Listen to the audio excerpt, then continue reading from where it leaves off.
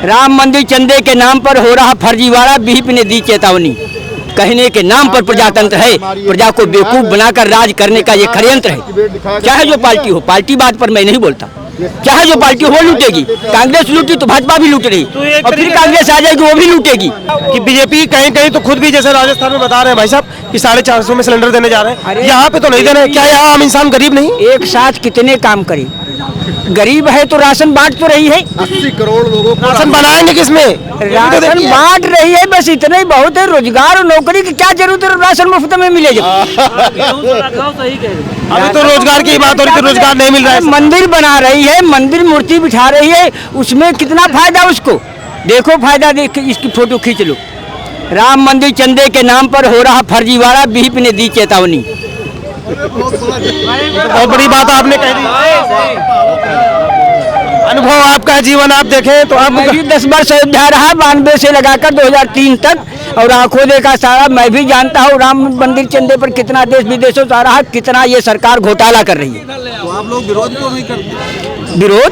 विरोध विश्व हिंदू परिषद कर रहा है। देखो ये तो उनकी ही संस्था है, तो उन्हीं लोगों की संस्था है। उन्हीं लोगों की विश्व हिंदू परिषद इसकी जड़ है मंदिर की, जिसने कहा था हम 60 करोड़ ताला देंगे, तो राजीव गांधी ने ताला खुलवाया, चबूतरा बनवाया था मजबूर होकर। विश्व हिंदू परिषद से जुड़ा ये खेल है, और विश्व हिंदू परिषद का ना योगी और मोदी जिंदाबाद, बस बाकी कुछ है ही नहीं। जो है राम मंदिर का हटवा दिया, न इसमें अब कोई संविधान है न कानून है। कानून बनाते जाए, कानून देखो कैसे टूटेंगी। अभी तो नए नए कानून पास करने, तभी टूटेंगी जब कानून की इतनी भरमार होगी। अति कर दिया जिसने, अति कर दी बौद्धों ने, अति कर दी मुगलों ने, अति कर दी अंग्रेजों ने, तो अति पे सहन नहीं हुई, और अति मोदी भी कर रहे हैं। माना 3 साल की सजा। ये अति चल रही है, अति चल रही, जनता का कुछ नहीं। मैं प्रधानी के चुनाव से देखा, जनता जिसको जिताती है और वहाँ वीडियो उसको हरा देते हैं मेरे आमने सामने, पुलिस की और कुछ नहीं होते। पिटीशन दायर हुआ, मैं ही गवाह उसमें बना, और कुछ नहीं। एसडीएम को इतना डांटा उसने, हमने कहा क्यों? 11 बजे तारीख हो गई, क्यों इतना डांटा? दूसरी बार कहने लगे नहीं भाई साहब क्यों? उन्होंने कहा ऐसी तैसी। आप सही कहते, ऊपर से मुझे आर्डर कोई पिटीशन बहाल न हो। तो घोटाला पर घोटाला, चुनाव में सब घोटाला। 20% जनता भी वोट नहीं देती, उसमें भी घोटाले होता।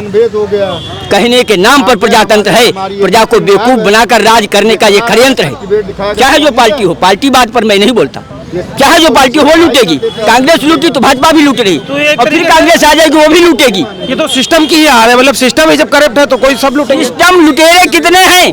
नेता लुटेरे, सांसद विधायक और नौकरशाही लुटेरे। बाकी जनता मूर्ख बनाकर कुछ नहीं पा रही। नौकरशाही लूट रही, जो जहाँ जिस स्थान पर है वो लूटेगा।